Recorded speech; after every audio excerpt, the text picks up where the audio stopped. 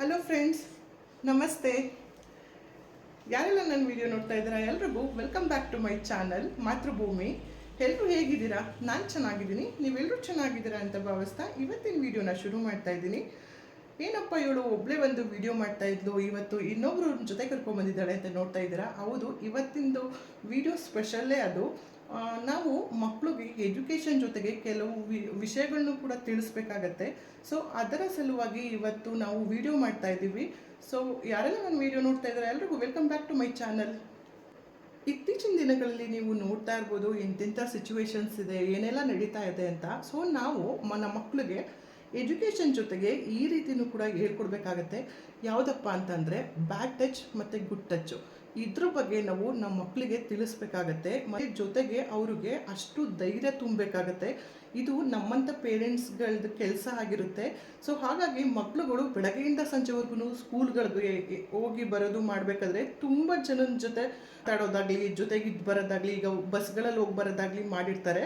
So ಹಾಗಾಗಿ ಪ್ರತಿದಿನ ಅವ್ರಿಗೆ ಕೆಲವೊಂದು ಅನುಭವಗಳಾಗಿರುತ್ತೆ. ಅದು ಅವ್ರಿಗೆ ಕೆಟ್ಟ ಅನುಭವನ ಒಳ್ಳೆಯ ಅನುಭವನ ಅಂತಲೇ ಕೆಲವು ಮಕ್ಳಿಗೆ ಗೊತ್ತಾಗಿರಲ್ಲ. ಸೊ ಹಾಗಾಗಿ ಅದ್ರ ಬಗ್ಗೆ ತಿಳ್ಸೋಕ್ಕೆ ಅಂತಲೇ ಇವತ್ತಿನ ವೀಡಿಯೋನ ಮಾಡ್ತಾ ಇದ್ದೀನಿ.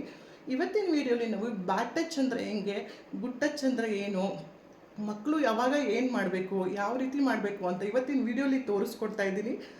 ನಾನಿವಾಗ ಗುಡ್ ಟಚ್ ಅಂದರೆ ಯಾವ ರೀತಿ ಫೀಲ್ ಆಗುತ್ತೆ ಮಕ್ಕಳಿಗೆ, ಮತ್ತು ಬ್ಯಾಡ್ ಟಚ್ ಅಂದರೆ ಯಾವ ರೀತಿ ಆಗುತ್ತೆ, ಸೊ ಅವ್ರಿಗೆ ಯಾವುದು ಕಂಫರ್ಟಬಲ್ ಆಗಲ್ವೋ ಅದೆಲ್ಲ ಬ್ಯಾಡ್ ಟಚ್ ಅಂತಲೇ. ಅವ್ರಿಗೆ ಯಾವುದು ಕಂಫರ್ಟ್ ಇದೆಯೋ, ಅವ್ರಿಗೆ ಯಾವಾಗ ನಂಬಿಕೆ ಅನ್ನೋ ರೀತಿ ಇರುತ್ತೋ ಅದೆಲ್ಲ ಗುಡ್ ಟಚ್ ಆಗಿರುತ್ತೆ. ಸೊ ಎಕ್ಸಾಂಪಲ್ ನಾವೀಗ ಮಕ್ಕಳಿಗೆ ಈ ರೀತಿ ಮುಟ್ಟಿ ಮಾತಾಡಿಸ್ತಾರಲ್ಲ, ಅದೆಲ್ಲ ಹೌದು ಗುಡ್ ಟಚ್ ಆಗಿರುತ್ತೆ. ಕೆಲವೊಂದು ಸತಿ ಹಿಂಗೆ ಮುಟ್ಟಿ ಮಾತಾಡಿಸ್ತಾರೆ, ಅದು ಹಿಂಗಾಗಿರುತ್ತೆ, ಗುಡ್ ಟಚ್ ಆಗಿರುತ್ತೆ. ಈ ರೀತಿ ಸಣ್ಣ ಮಕ್ಳಿಗೆ ನೋಡಿದ್ದೀರಲ್ಲ, ಹಿಂಗೆ ಪಿಂಚ್ ಮಾಡಿ ಹಿಂಗೆ ಮಾತಾಡ್ಸೋದು ಮತ್ತು ಹಿಂಗೆ ಮಾಡೋದು, ಇದೆಲ್ಲ ಗುಡ್ ಟಚ್ ಆಗಿರುತ್ತೆ. ಸೊ ಕೆಲವೊಂದು ಸಲ ಹಿಂಗೆ ಹೆಗ್ಲ ಮೇಲೆ ಕೈ ಹಾಕೋದು, ಇದು ಕೂಡ ಗುಡ್ ಟಚ್ ಆಗಿರುತ್ತೆ. ಸೊ ಮಕ್ಕಳಿಗೆ ಗುಡ್ ಟಚ್ಚು ಮತ್ತು ಬ್ಯಾಡ್ ಟಚ್ಚು ಫೀಲಿಂಗ್ಸ್ ಎಲ್ಲರಿಗೂ ಗೊತ್ತಿರುತ್ತೆ.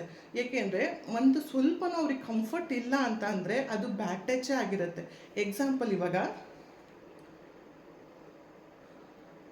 ಹೌದು, ಅದು ಹಂಗೆ ಹಿಂಗೆ ಲಿಪ್ಸು ಮತ್ತು ಪ್ರೈವೇಟ್ ಪಾರ್ಟ್ಸ್ಗಳನ್ನೆಲ್ಲ ಮುಟ್ಟೋದಕ್ಕೆ ನಾವು ಅವಕಾಶ ಮಾಡಿಕೊಡ್ಬಾರ್ದು. ಏಕೆಂದರೆ ನಮ್ಮ ದೇಹ ನಮ್ಮ ಹಕ್ಕು. ಯಾರೋ ಅನ್ನೋನ್ ಪರ್ಸನ್ಸು ಅಥವಾ ಗೊತ್ತಿರೋರೇನೆ ನಮ್ಮ ಬಾಡಿ ಮೇಲೆ ನಮಗೆ ಕಂಫರ್ಟಬಲ್ ಮಾಡ್ತಿಲ್ಲ, ಹಿಂಗೆ ಮುಟ್ತಿದ್ದಾರೆ, ಅದು ನಮ್ಮ ಬ್ಯಾಡ್ ಟಚ್ ಅಂತ ಗೊತ್ತಾಗ್ತಿದೆ ಅಂದಾಗ ನೀವು ಅದನ್ನು ಸುಮ್ಮನೆ ಇದ್ದು ಅವ್ರು ಏನು ಮಾಡ್ತಾರೆ ಹಂಗೆಲ್ಲ ಮಾಡಿಸ್ಕೊಳ್ಳೋ ಅವಶ್ಯಕತೆ ಇಲ್ಲ. ಇದು ನಿಮ್ಮ ಬಾಡಿ ಆಗಿರುತ್ತೆ, ನಿಮ್ಮ ರೈಟ್ಸ್ ಆಗಿರುತ್ತೆ. ಸೊ ಹಾಗಾಗಿ ನೀವು ಅವ್ರಿಗೆ ಎಗೇನೆಸ್ಟಾಗಿ ಏನು ಬೇಕಾದರೂ ಮಾಡ್ಬೋದು. ಹಿಂಗೆ ಕೈ ಕಿತ್ತೋದಾಗಲಿ, ಕಚ್ಚೋದಾಗಲಿ ಹಿಂಗೆಲ್ಲ ಮಾಡ್ಬೋದು. ಇಲ್ಲ ನೀವು ನಿಮ್ಮ ಅಪ್ಪ ಅಮ್ಮಂಗೆ, ನಮ್ಮ ಅಪ್ಪ ಅಮ್ಮಂಗೆ ನಾನು ಹೇಳ್ತೀನಿ ಹಿಂಗೆಲ್ಲ ಮಾಡಬೇಡಿ, ನಂಗೆ ಇಷ್ಟ ಆಗ್ತಿಲ್ಲ ಅಂತ ವಾರ್ನ್ ಕೂಡ ಮಾಡ್ಬಾರ್ದು, ಹೆದ್ರುಕೋಬಾರ್ದು ಈ ವಿಷಯದಲ್ಲಿ ಆದಷ್ಟು. ಮತ್ತು ಬ್ಯಾಕ್ ಸೈಡ್ ಗುಡ್ ಟಚ್. ಹೌದು, ಈ ರೀತಿ ಗುಡ್ ಟಚ್ಚು ಬ್ಯಾಡ್ ಟಚ್ಚು ಮಕ್ಕಳಿಗೆ ಫಸ್ಟು ಹೇಳ್ಕೊಡ್ಬೇಕಾಗತ್ತೆ.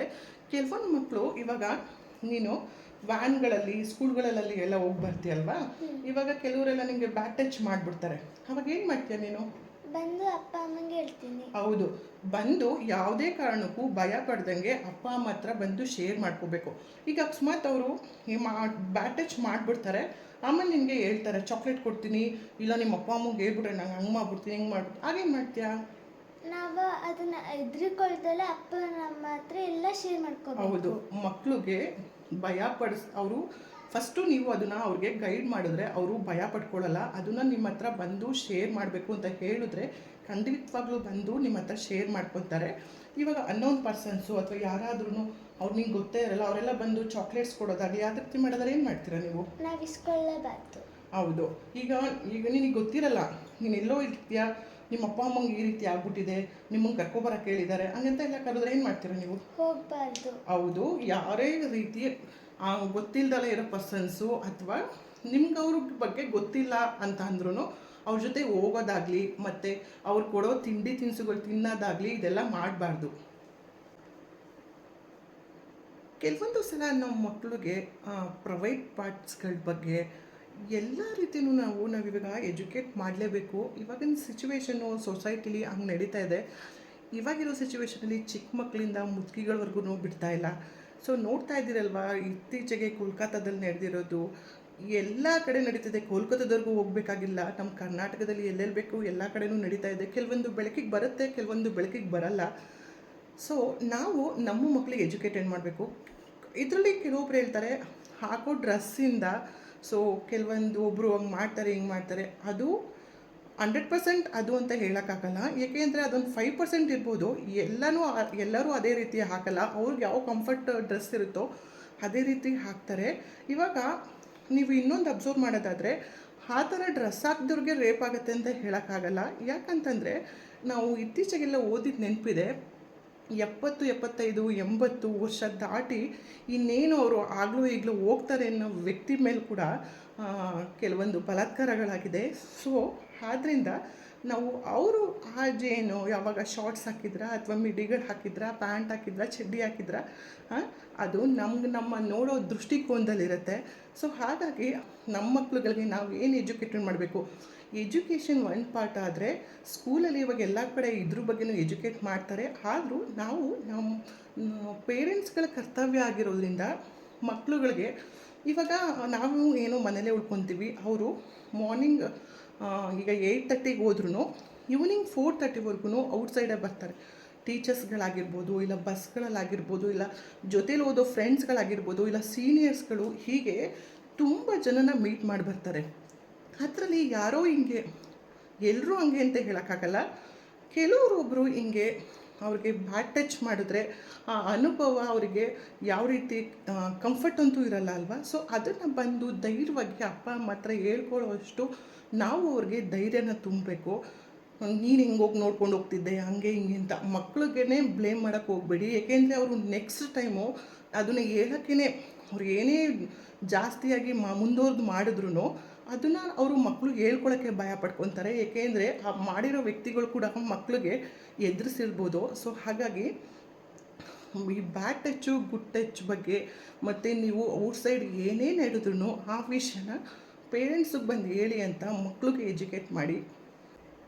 ಎಂಥವ್ರ ಮಕ್ಳಿಗಾಗಿರಲಿ, ದೊಡ್ಡವ್ರಿಗಾಗಿರಲಿ, ಚಿಕ್ಕವ್ರಿಗಾಗಿರಲಿ, ಯಾರಿಗೆ ಹಾಕಿದ್ರೂ ಹೆಣ್ಣಲ್ಲಿ ಒಂದು ಶಾಂತ ಸ್ವಭಾವನೂ ಇರುತ್ತೆ, ಒಂದು ದುರ್ಗಿ ಅವತಾರ ತಗೊಳ್ಳೋಷ್ಟು ಶಕ್ತಿ ಸಾಮರ್ಥ್ಯನೂ ಕೂಡ ಇರುತ್ತೆ. ಬಟ್ ಕೆಲವೊಂದು ಸಿಚುವೇಶನ್ಗಳು ಬಂದಾಗ ಆ ರೀತಿ ವರ್ತಿಸಲೇಬೇಕಾಗತ್ತೆ, ಅದು ಏನು ಮಾಡೋಕ್ಕಾಗಲ್ಲ. ಸೊ ಹಾಗಾಗಿ ಹೆಣ್ಣಿಗೆ ಶಾಂತಿ ರೂಪದಲ್ಲಿರೋದು ಗೊತ್ತು, ದುರ್ಗಿ ಆಗೋದು ಗೊತ್ತು. ಸೊ ಒಳ್ಳೇದು ಕಂಡಾಗ ಶಾಂತ ರೂಪದಲ್ಲಿದ್ದು, ಕೆಟ್ಟದನ್ನ ಕಂಡಾಗ ಅಥವಾ ಕೆಟ್ಟದ್ದು ಮಾಡೋಕ್ಕೆ ಬರ್ತಾ ಇದೆ ಅಂದಾಗ ನಾವು ದುರ್ಗಿ ಅವತಾರ ತಗೊಳ್ಳೇಬೇಕಾಗುತ್ತೆ. ಸೊ ಹಾಗಾಗಿ ನಾವು ಆದಷ್ಟು ನಮ್ಮ ಮಕ್ಕಳಿಗೆ ಧೈರ್ಯ ತುಂಬಬೇಕಾಗತ್ತೆ. ಈ ವಿಷಯದ ಬಗ್ಗೆ ಕಂಪ್ಲೀಟಾಗಿ ಅವ್ರು ಏನೇ ಕೇಳಿದ್ರು ನಾಚಿಕೊಳ್ದಂಗೆ ಈ ರೀತಿ ವಿಷಯಗಳೆಲ್ಲ ಅವ್ರಿಗೆ ಹೇಳಿ, ಇದು ತಪ್ಪು, ಹೀಗೆಲ್ಲ ಮಾಡಬಾರ್ದು. ಫ್ರೆಂಡ್ಸ್ ಜೊತೆ ಈಗ ಔಟ್ಸೈಡ್ ಏನಾರು ಈಗೆಲ್ಲ ಬರ್ತಡೇ ಮಾಡ್ತಾರೆ ಹಂಗೆ ಹಿಂಗೆ ಅಂತ ಔಟ್ಸೈಡ್ ಕರೆಯೋದು ಹಾಗೆಲ್ಲ ಮಾಡ್ತಾರಲ್ವ.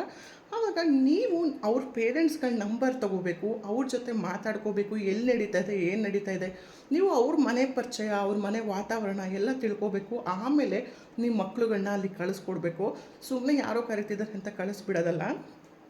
ಅವ್ರ ಮನೆ ಬಗ್ಗೆ ಎಲ್ಲ ತಿಳ್ಕೊಂಡು ಆಮೇಲೆ ನೀವು ನಿಮ್ಮ ಮಕ್ಳುಗಳನ್ನ ಫಂಕ್ಷನ್ಗಳಾಗಿರಲಿ, ಬರ್ತ್ಡೇಗಳಾಗಿರಲಿ ಅಲ್ಲಿಗೆ ಕಳಿಸ್ಕೊಡ್ಬೇಕಾಗತ್ತೆ. ಸೊ ಈಚಿನ ದಿನಗಳೆಲ್ಲ ಕೇಳ್ತಾನೆ ಇರ್ತೀವಿ, ಅಲ್ಲಿ ಹಂಗಾಗಿದೆ, ಇಲ್ಲಿ ಹಿಂಗಾಗಿದೆ, ಅಲ್ಲಿ ಹೆಣ್ಮಕ್ಳಿಗೆ ಹಂಗೆ ಮಾಡಿದ್ದಾರೆ, ಪುಟ್ಟ ಮಕ್ಳುಗಳಿಗೆಲ್ಲ ಹೆಂಗೆಲ್ಲ ಚಿತ್ರಹಿಂಸೆ ಕೊಟ್ಟಿದ್ದಾರೆ, ಏಜ್ ಆಗಿರೋರು ಯಾರನ್ನೂ ಬಿಡ್ತಿಲ್ಲ. ಸೊ ಇಂಥವ್ರಿಗೆ ಕಾನೂನೇ ಶಿಕ್ಷೆ ಕೊಡಬೇಕು. ಸೊ ಒಂದು ಸ್ಟ್ರಾಂಗ್ ಡಿಸಿಷನ್ ತೊಗೊಂಬರ್ಬೇಕು. ಅವ್ರಿಗೆ ಗಲ್ಲಿಗೆ ಎಸೋದು ಈ ಥರ ಮಾಡಿದ್ರೆ ಆದಷ್ಟು ಕ್ರಮೇಣ ಕಮ್ಮಿ ಆಗ್ತಾ ಹೋಗುತ್ತೆ, ಭಯ ಸ್ಟಾರ್ಟ್ ಆಗುತ್ತೆ, ಎಂಥವ್ರಿಗೂ ಮಾಡಬಾರ್ದು ಅಂತ. ಈ ಬಲಾತ್ಕಾರ ಅಂತ ಈಗ ರೇಪ್ ಅದೇ ಒಂಥರ ಪದ ಕೇಳೋಕ್ಕೇ ಭಯ. ಅಂಥದ್ರಲ್ಲಿ ಇತ್ತೀಚೆಗೆ ಗ್ಯಾಂಗ್ ರೇಪ್ಗಳು ಬೇರೆ ಸ್ಟಾರ್ಟ್ ಆಗಿದೆ. ಇದಂತೂ ಇನ್ನೂ ಅಸಹ್ಯ, ಕೇಳೋಕ್ಕೂ ನೆನೆಸ್ಕೊಳ್ಳೋಕ್ಕೂ ಒಂಥರ ಅಸಹ್ಯ ಆಗುತ್ತೆ. ಸೊ ಇಂಥ ಜನ ಸುತ್ತಮುತ್ತ ಇರ್ಬೋದು, ಇಲ್ಲ ಗೊತ್ತಿಲ್ಲದಲ್ಲೇ ಇರ್ಬೋದು. ಸೊ ನಮ್ಮ ಮಕ್ಕಳನ್ನ ನಾವು ಫಸ್ಟು ಸೇಫ್ ಮಾಡಬೇಕು. ಹಾಗಾಗಿ ಈ ಥರ ವಿಷಯಗಳನ್ನ ನಾವು ಅವ್ರಿಗೆ ತಿಳಿಸ್ಬೇಕು. ಸೊ ಹಾಗಾಗಿ ಈ ವಿಷಯದ ಬಗ್ಗೆ ತಿಳಿಸ್ಬೇಕು ನಿಮಗೂ ಅಂತಲೇ ಇವತ್ತಿನ ವೀಡಿಯೋನ ಮಾಡಿದೆ. ಸೊ ಇವತ್ತಿನ ವೀಡಿಯೋ ನಿಮಗೆ ಇಷ್ಟ ಆಗಿದೆ ಅಂತ ಭಾವಿಸ್ತೀನಿ. ಯಾರಿಗೆಲ್ಲ ಇಷ್ಟ ಆಯಿತೋ ಲೈಕ್ ಮಾಡಿ, ಹಾಗೆ ಇದರ ಅನಿಸಿಕೆಗಳು ಏನೇ ಇದ್ದರೂ ನೀವು ಕಾಮೆಂಟ್ ಮಾಡಿ ತಿಳಿಸಿ. ಸೊ ಯಾರಿಗೆಲ್ಲ ನನ್ನ ವೀಡಿಯೋ ಇಷ್ಟ ಆಯಿತೋ ಲೈಕು ಶೇರು ಮಾಡಿ, ಹೀಗೆ ನನಗೆ ಸಪೋರ್ಟ್ ಮಾಡಿ ಅಂತ ಕೇಳ್ಕೊತೀನಿ. ಸೊ ಯಾರೆಲ್ಲ ನನ್ನ ವೀಡಿಯೋ ಕೊನೆವರೆಗೂ ನೋಡಿದ್ರು ಎಲ್ರಿಗೂ thank you so much. Take care, bye.